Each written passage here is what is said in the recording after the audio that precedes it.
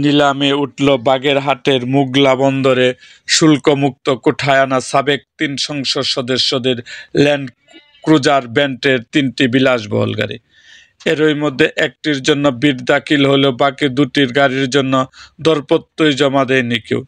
৫ই আগস্ট আওয়ামী সরকারের পতনের পর সংসদ ভেঙে যাওয়ার বন্দর থেকে এসব গাড়ি ছাড়িয়ে তা ব্যবহারের সুযোগ পাননি দ্বাদশ সংসদ সদস্য এমপিরা।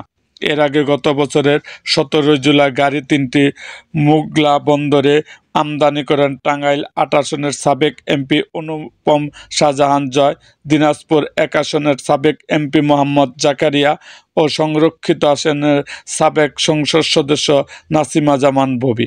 তারা এখন পলাতক রয়েছে। তথ্য বলছে, শেখ হাসিনা ভারতে পালিয়ে গেলে গত ৬ আগস্ট সংসদ ভেঙে দেন রাষ্ট্রপতি।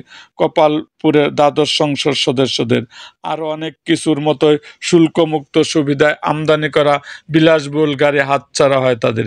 এভাবে মোগলা বন্দরে পড়ে থাকে সাবেক এমপিদের ল্যান্ড ক্রুজার ব্র্যান্ডের ৩টি প্রোডো গাড়ি, যার একটির বাজার মূল্য ১০ কোটি টাকা।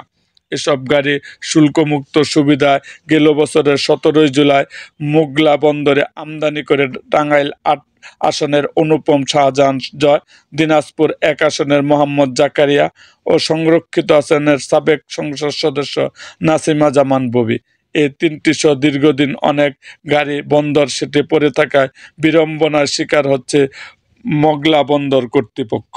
এরকম আরও ভিডিও পেতে এবং রাজনৈতিক অঙ্গনের নানা ঘটনা ও ইতিহাস জানতে আমাদের মুক্তাগাছার ইতিহাস মিডিয়া ইউটিউব চ্যানেলটিকে সাবস্ক্রাইব করুন এবং পাশে থাকা বেল আইকনটি বাজিয়ে দিন।